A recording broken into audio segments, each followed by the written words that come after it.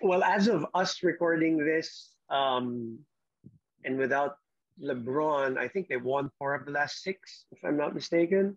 As of this recording, Yeah, um, LeBron, AD, right now they need to stay afloat. I think as of this conversation, they're at number 5, if I'm not mistaken. yeah. I think You're five. obviously trying to avoid the number 7 and 8 with the new setup with the play-in. Um, it will help them definitely right now try to survive. But again, like I go back to that point earlier, you're inserting new pieces who are trying to learn plays, play calls, trying to get comfortable with people, with the your housing. These are things that you don't even consider, like your housing situation, your all of these things, all your other Yeah, teammates' practices or lack thereof. So a lot of them are they're being plugged into the team as they go, as they play, right? Like Ben McElmore just signed one day, the next day, no practice. yeah, Victor Oladipo, the same thing. They yeah, were on the road when they got him, and they did all of their orientation through Zoom. And even in I think the first 2 games that he played, there wasn't any kind of practice. But yes, back yeah. to the Lakers. Mhm. It will kind of help them stay afloat because those are quality players, who are aching for a chance to prove themselves. Obviously, Ben McElmore, whom LeBron was very high on Yeah, back in 2013. yeah. I saw the tweet. Um, You shared it. right, Yeah, yeah, and yeah, Andre Drummond, you you you tend to judge him because of the teams that he's been with and how mhm, he's played there, which is unfair. But here, I'm mhm. sure he's going to be rejuvenated, especially when Anthony Davis and LeBron comes back. Um, so yeah, I think that will help them try to survive at the very least. Um, to try to make games ugly defensively because obviously offensively they're going to struggle in terms of where they're going to get their points. Kuzma was out in that game against Miami this morning. So, Oh yeah. um, right. Mhm. So injuries, and you never know. Even with Anthony and LeBron, you never know in terms of how they will play when they come back. Obviously, they're going to be good and all that. But talking about whether they'll aggravate the injury, Mhm. re-injure, and Yeah. all that. So these are also, I guess, insurance policies just in case people go down in the future again or go down going into the playoffs. The Yeah. Lakers didn't have much time to rest in between seasons, Yeah. right? 70 days. 70 Right? days. Just Yeah. like Miami, who struggled also from the get go. Mhm. Because they didn't have enough time to rest and recover, and they lost a lot of players. So that is now like contributing to what's happening right now. I think from a physical conditioning standpoint, regardless of what we think about LeBron being, a cyborg. So, but good for them. Yeah, those are good pickups, despite the fact that they weren't able to get any tradable items, diba, because of their situation with financially talking about the Lakers. Yeah, LeBron, AD, and Drummond. I feel that's a really tough three players to go in. Like the rim protection is gonna be great, so it's gonna be hard for the teams to really go in. So it's like they're gonna force them to beat them from the 3 point line and the medium range jumpers because wow, they're 6'8", 6'10", and like 6'10", and it's gonna be tough. Right. But then, Yeah, it, and quality players, and the playoffs games slow down really, yeah, um, and then they're going up against, there you got to prepare for guys like Aiton and Jokic and whoever yeah, you're going to be matched up against in the West in terms of the big guys, right? Gobert, yeah, all of these, yeah. So, these Frank Vogel and the rest of I mean, in the NBA, when you talk about front offices and coaching teams, coaching staffs, these are things that they anticipate and try to think of moving forward.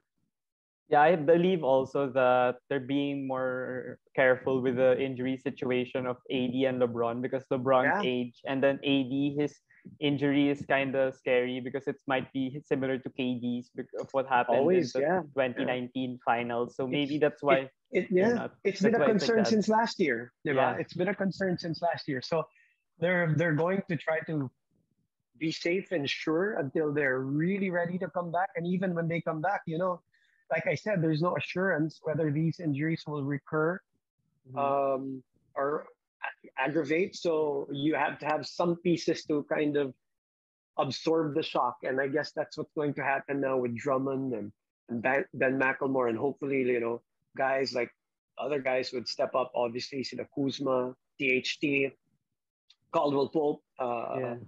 played spectacularly this morning also against Miami. So I'm no expert, but from the surface, I'll always say, I'm not a coach. I'm not, great in terms of strategy and all of these things. But from the surface, that's what I think it is. A lot of these moves are also insurance policies. So do you think they're still the favorite to win it all, or at least win the West? Or is it more of a risk for them because they might fall into the play-in situation with Memphis and Dallas and all these other teams? Well, if you ask me now, at this moment, they're number five. They're not yet in that play-in situation. And if you have LeBron and AD, it's hard to bet against them.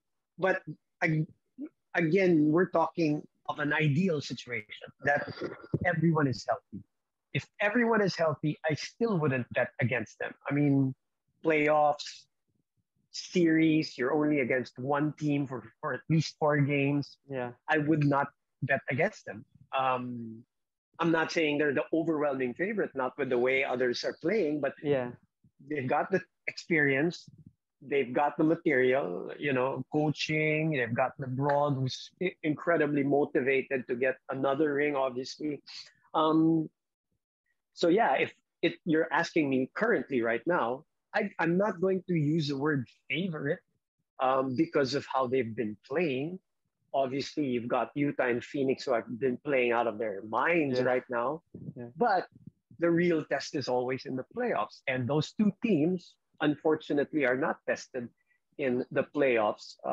Utah, as we know the story already, what happened to them last year, which I think is one of the reasons why they're doing so well also this year, is because of that heartbreak from Mhm. last year. Some lessons learned. Then Phoenix, a couple of years ago, had 19 wins only, and then Yeah. last year had that great run in the bubble, and then got CP3 and Coach Monty with a full year, as we talked with him last year, had now a full year to have training camp with him. So I'm not surprised that they're doing very well. Um, so I don't want to use the word favorites around the Lakers, but I still would not bet against them if everything is equal. Now, unequal, let's say Davis is compromised, LeBron is compromised, definitely they're not going to be the favorites. Yeah. If those two are compromised, Yeah. definitely. But if Yeah. everything equal, everyone healthy, it's still tough to bet against them. Just because they know how to win. LeBron knows how to win, and he's learned all these years already um, to at least give yourself a chance all the time, right? So, and you're the defending champions, the saying, until they topple you, Yeah. unless the team was, drastically cut and it's a totally different team altogether, then I wouldn't, say they're the favorites. But because it's basically almost the same team that got better from a personnel standpoint this year, with Harrell and Schroeder and all the other moves that they were able to make, and they have a backup guy with Mark Gasol who's still there. Yeah. You'd be silly you know not to put your money on them, regardless of whether you're a fan or not. Just when you think about being honest with yourself and think about the pieces that they have. Again, I'll reiterate: if everything's equal and if everybody's healthy, there I think you still have to go through them. Because also, I want to make that point that home court, as much as it's a big deal in previous years, it's not going to be as big as it is this year because I don't know how full arenas are going to be. So when you're a team like the Lakers, I think health is the priority over standings.